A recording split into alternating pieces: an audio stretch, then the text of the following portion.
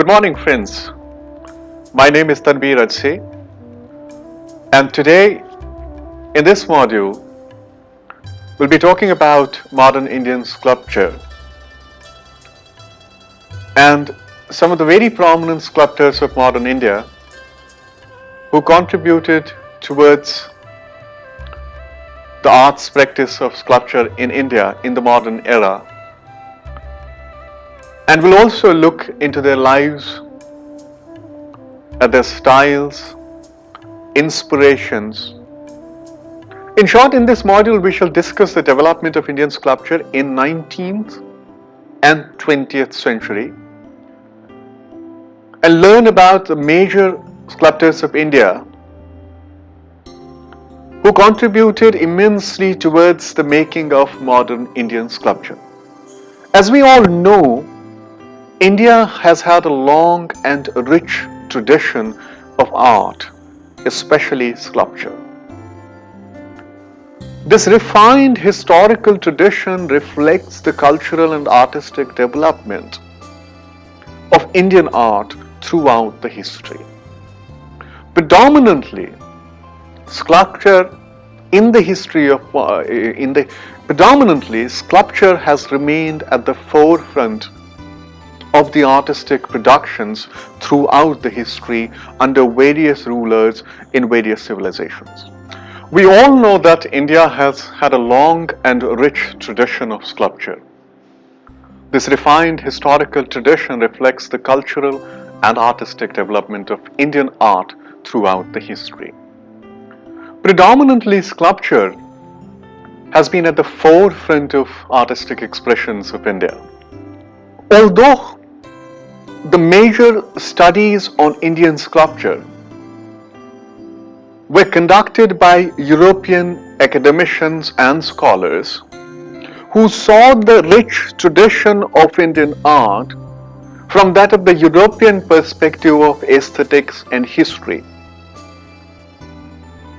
But certain scholars like A.K. Kumaraswamy and Stella Kramrich, followed by a new generation of scholars, approached Indian arts on its own terms and convincingly argued that the Indian art is an expression of creative genius, sculpture in particular.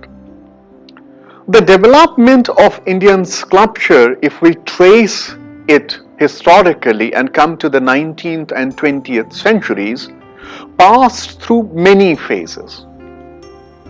And to point here and to note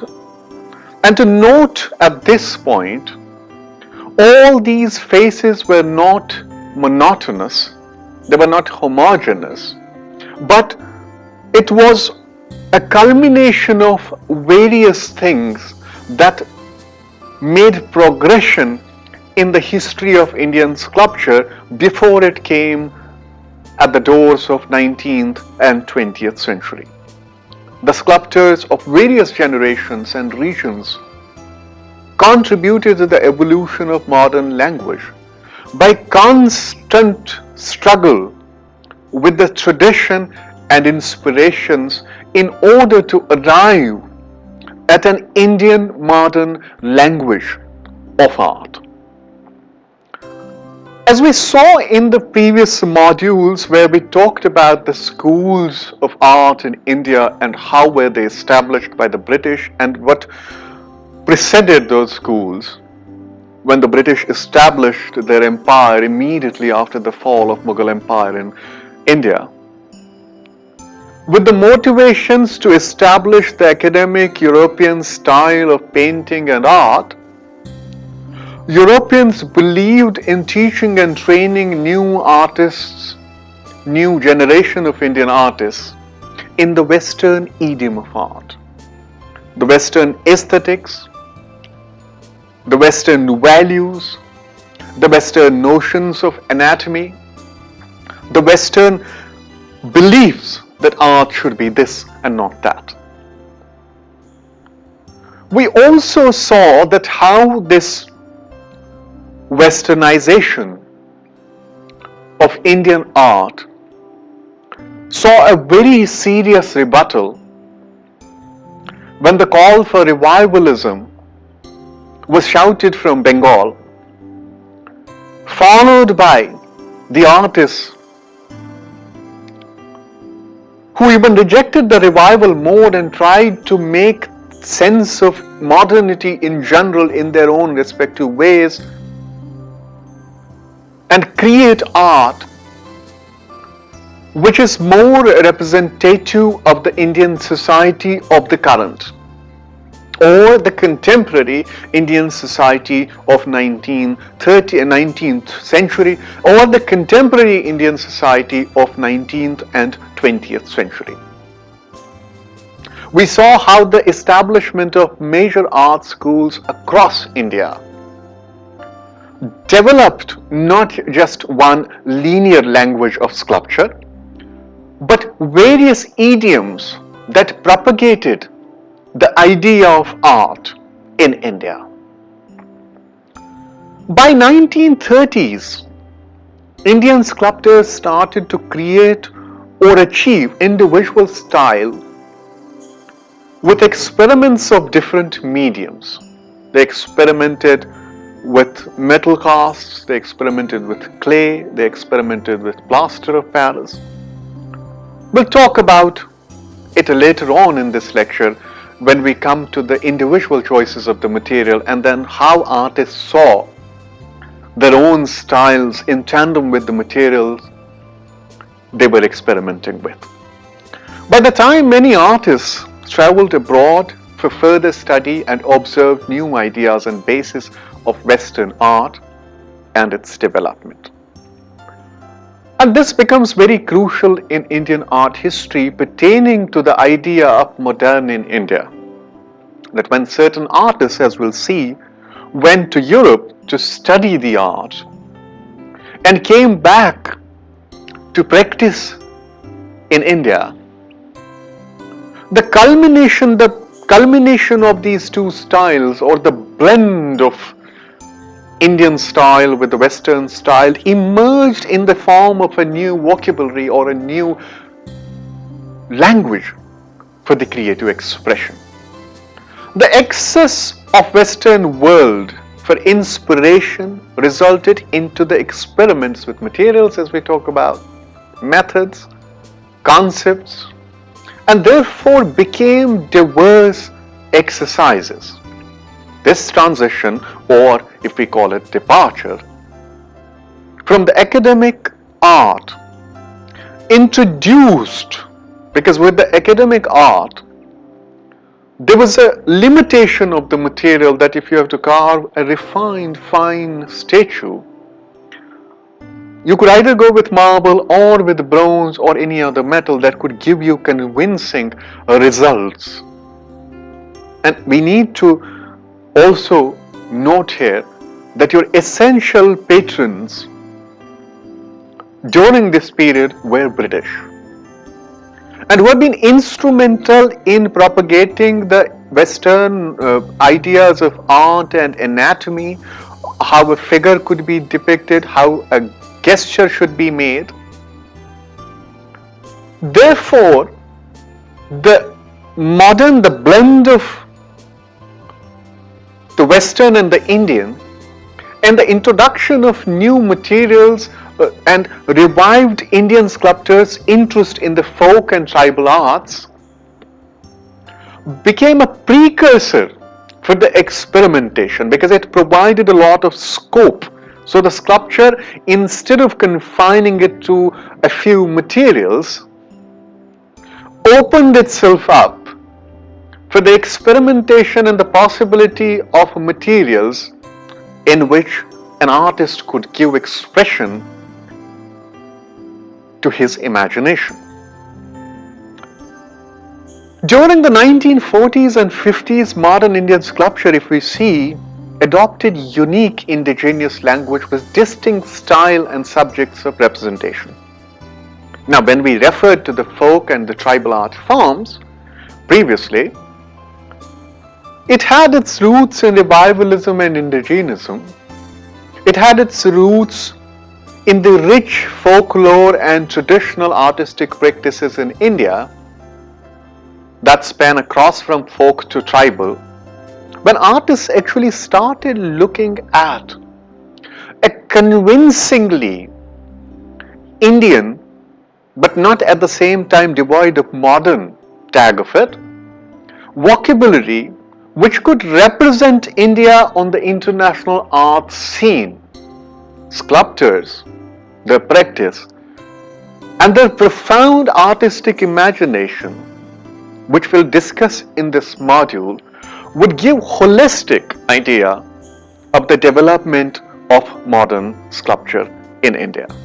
Now, as I said in the beginning that most of the monumental works, scholarly work that has been done on Indian art and especially on Indian sculpture has been done by the Western scholars. So we need to keep in mind that when we are talking about the Indian sculptural tradition, the sensibility of art that has come to us in the wrap of modernity needs to be critically scrutinized before it is accepted and endorsed, because the notions of art that perpetuated in Europe in 19th and 20th century, and to note more, the notions of academic realism that perpetuated in England, Great Britain, in spite of the other parts of the Europe, especially the France, Italy, and other countries, Spain, embracing the modernity and coming up with new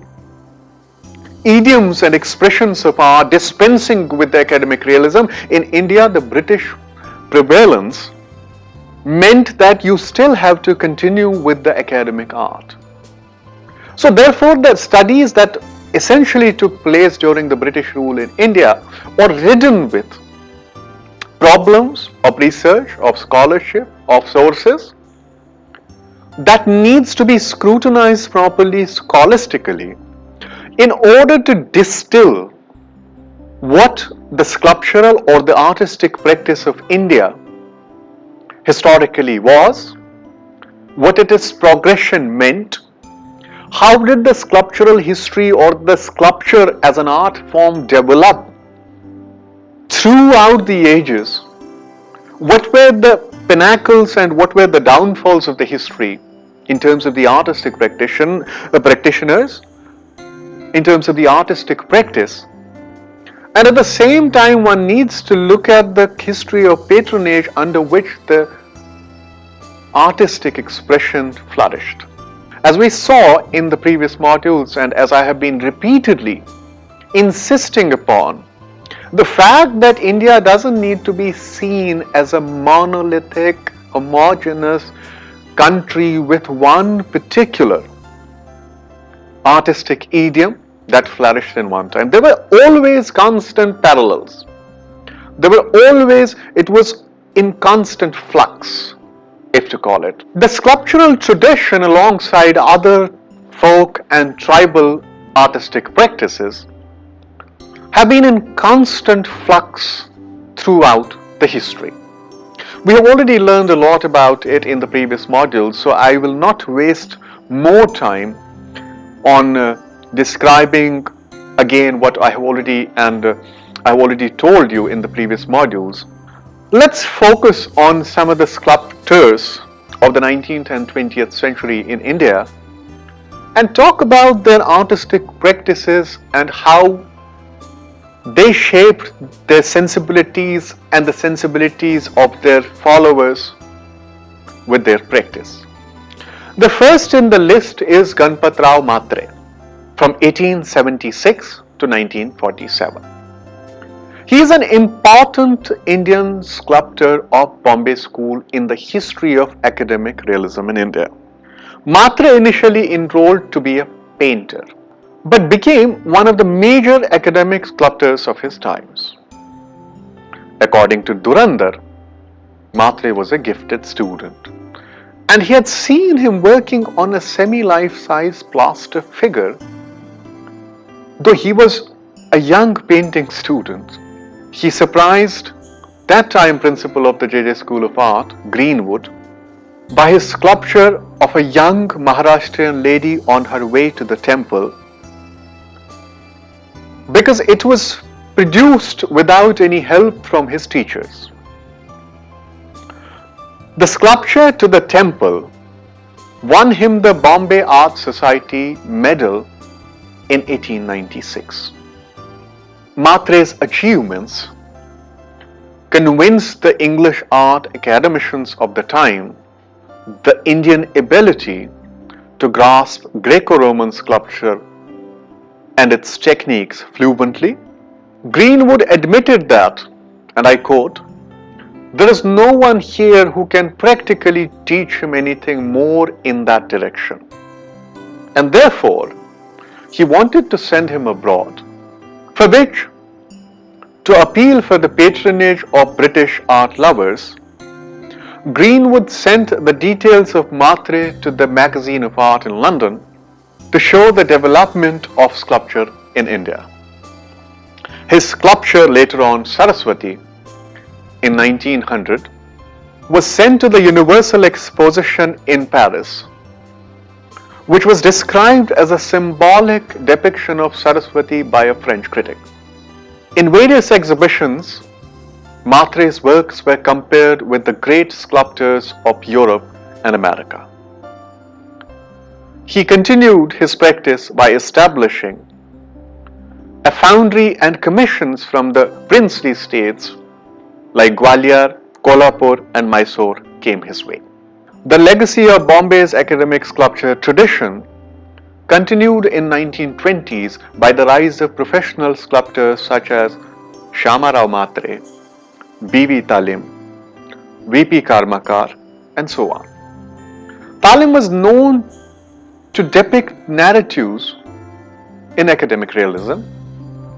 In his sculpture of an Indian ascetic, playing a musical instrument, one can notice the anatomical accuracy with the blissful expression. V.P. Karmakar, V.P. Karmakar, another sculptor, from 1891 to 1966, born in a family of Ganapati modelers, initially joined Bombay School, moved to Royal Academy of Art, London in 1920s. He returned to India after 3 years. He was fascinated by Art Deco sculptures. In 1925, on his return to Bombay, he made his mark among Maharashtrian nationalists by over-life-size sculpture of Chhatrapati Shivaji. Soon he became known for public commissions of heroic figures in bronze, plaster and cement. Before Ram Kinkar badge, it should be noted he used cement as a medium, but not as radically as Ram Kinkar did in 1940s. Another important sculptor, other than the Bombay School of Sculptors, namely Fanindranath Bose from 1888 to 1926, is a very important sculptor of early 20th century from Bengal. Bose initially joined Jubilee Art Academy, the private institution, for a short period of time, and later on went to Calcutta Art School. After unable to get enrolled at the Royal College of Art, London, he went to Board of Manufacturers School of Art at Edinburgh. Inspired by Rodin, he became a part of the new sculpture movement in Britain.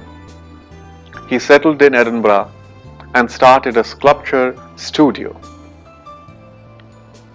Bose became a part of the major exhibitions, including Royal Academy, with his significant works. In 1914, he was invited by Maharaja Sayaji Rao Gaikwad of Baroda to produce sculptures for Lakshmi Vilas Palace and Baroda Museum. In 1924, he was invited again to teach at Baroda College. His handling of bronze casting and representation of Indian subjects reveals his academic skills and the grasp and profundity with which he handled the material He was selected to be honored at the 50th anniversary of Sayajirao Gaikwad's accession. His successful career, though very short one, ended after a brief illness at the age of 37. In the beginning of 20th century, Devi Prasad Rai Chaudhary, also known as D.P. Rai Chaudhary, from 1899 to 1975, an apprentice of Abanindranath Tagore, emerged as a sculptor depicting Indian life. In 1927, when D.P. Rai Chaudhary became principal of the Government School of Arts and Crafts, he developed influential sculptural style of his own. The Bengal influence affected the art scene in Madras profoundly through D.P. Rai Chaudhary. He significantly contributed to Madras art scene by framing new ideologies to promote secular and humanistic expression against the religious art. The monumental expressive sculpture, Triumph of Labor, represents this ideology of humanistic expressions by showing emotional and physical strength.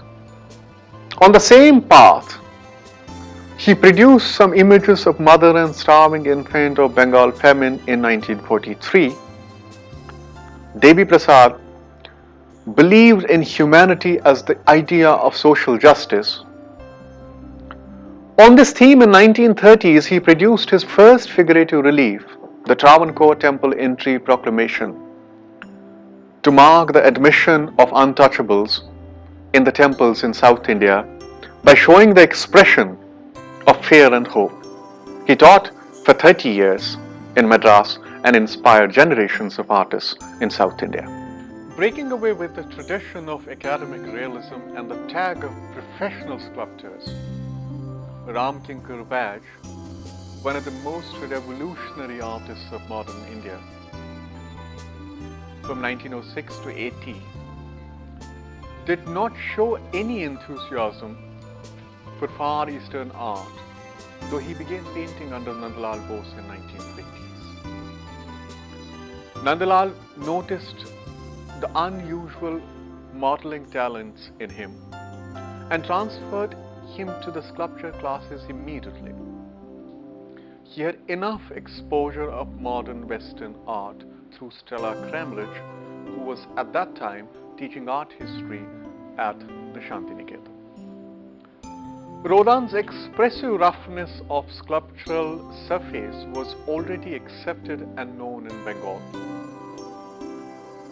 because Bengal at that point of time in the history was a cosmopolitan center for art. With the inception of Shantiniketan and Kala Bhavan as an important center for artistic practices, indigenous, a battery of Indian as well as foreign scholars and artists had inhabited the space and filled it with their creative endeavors and energies. Besides Rodin's surface, Indian sculptures carved in the stone also inspired Ram Kinkar to choose unconventional material like cement to get textured surface. Well, there was certain other reason to it, to which we'll come to later on. But there was another reason to it. His choice of materials such as cement and concrete also corresponds to the roughness of the life of Santals, with a representation of stretched legs, gestures, arms, movements of body, etc. Ram Kinkar very humbly on the use of his material stated that he chose cement because he simply couldn't afford the bronze. He developed a radical working method and showed interest in the structural quality of sculpture. He used to construct iron armatures for figures, covering it by aiming chunks of cement at them and finally shaping the figures by chiseling. That was an unusual method which was solely his own invention. For Ramkinkar, it was not just a technique, but essential part of expression for his subject matter. His works served as independent objects in the outdoor settings of Shantiniketan and thus created harmony between nature and art. The works of Ramkinkar can be taken as the opening of a new era in the history of modern sculpture in India. Other creative sculptures after Ramkinkar batch were N.G. Pansare, 1910 to 1968, and Andaj Bhagat. Pansare was influenced by the frontality and monumentality of the Egyptian sculptures. He is known for his monumental relief done for the Bombay business houses, such as the New India Assurance Building. One can observe in his creative genius in the simplicity of his forms and grandeur of his sculptures, mingling with the monumentality of architecture. Few young contemporaries such as B.C. Sanyal, Shankar Chaudhary, Chintamani Kar, Dhanraj Bhagat, Amarnath Sehgal, etc. chose to dispense and move away from the conventional art practice. Many of them traveled abroad for further study and observed new ideas and bases of Western modern art and its development in India. Bhagat was among the few who were fascinated by the simplicity and the naive quality of Negro sculptures and various crafts and other media such as cement, paper mache, metal casting, wood carving, stone and welded metals. Like any other artist of his previous generation, he started work in realistic form, but gradually he simplified the forms towards geometry like cubists. In 1951, Bhagat traveled to Europe and USA where he was impressed by Russian-American sculptor Alexander Archipenko and British sculptor Lynn Chadwick. Inspired by them, he developed his cubistic approach to using variety of medium and material in his works. One could see in his works the importance given to the structural quality with geometrical abstract quality, which was inspired by organic forms such as plants, flowers, trees, etc. His compositions gave his sculptures a rare quality characterized by architectural structures. While talking about creative sculptures and individual style, at this point it may be worthwhile to discuss the art and life of Shankar Chaudhary, 1916 to 2006, whose arts practice combined the ideas of tradition and modernity and propagated a new idiom for the vocabulary of Indian sculptural art. Chaudhary joined Faculty of Fine Arts, the MS University of Baroda in 1950s. Inspired by Henry Moore for his sculptural development, he insisted and introduced fundamentals of art as revealed by Moore and Brancusi while teaching sculpture in Baroda. He explored various materials to represent forms and expressions. He oversimplified forms to produce symbolic and expressive sculptures by dynamic volume and lyricism. He creatively and masterly employed a technique of removing the volume to achieve a particular form in his sculptures. Interestingly, all these qualities of creating convex and concave surfaces are found in his carved and metal sculptures. A.M. Devirwala 1922 to 1975 and Pilo Puchkanwala 1923 to 1986 worked by maintaining the solid character of blocks.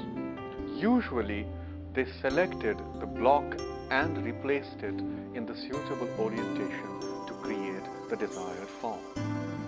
Like Chaudhry, Henry Moore was a major influence as he revived the carving as a distinct way of creating sculptures from modeling.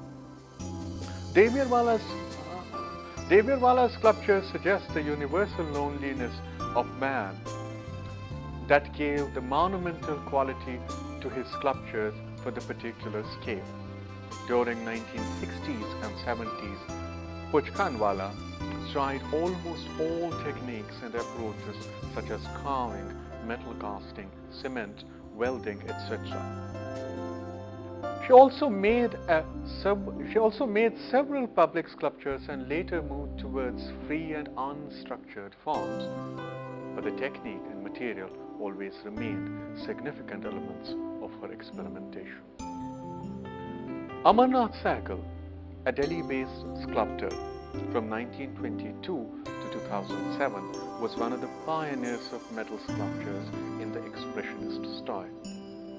Use of material, technique and expression for the body and soul of his work. During mid-50s, he moved by the complication of human life. During mid-50s, he was moved by the complications of human life and their sufferings and responded strongly against the negative facets of society. Most of his works in this period are based on social themes and executed on the theme of victims of political brutality. Uprisings of cries unheard, aggression, submission, anguished cries, and the tortured are the few examples of his works on such themes which have expressive forms, masses, and contours.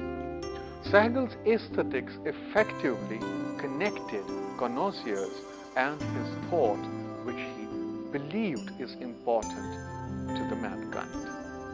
Interestingly, patterns of light and shadow produce dynamism in his sculpture.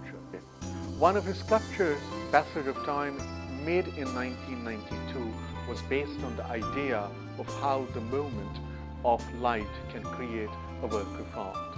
It was displayed with the light and sound conveying the idea of passage of time. Tradition-based aesthetics can be observed in the works of Lydia Mehta, 1923. Her art practice was very close to Indian approach of art. She achieved mastery in the pottery and ceramics. With the help of such skills, she extended her approach to the form and content through her ceramics. The quality of her porcelain and stoneware is very similar and seems to be influenced by the classical Japanese and Chinese ceramics. Mehta's works are creatively thoughtful that establish links between the consciousness and the self, especially in her body and soul series.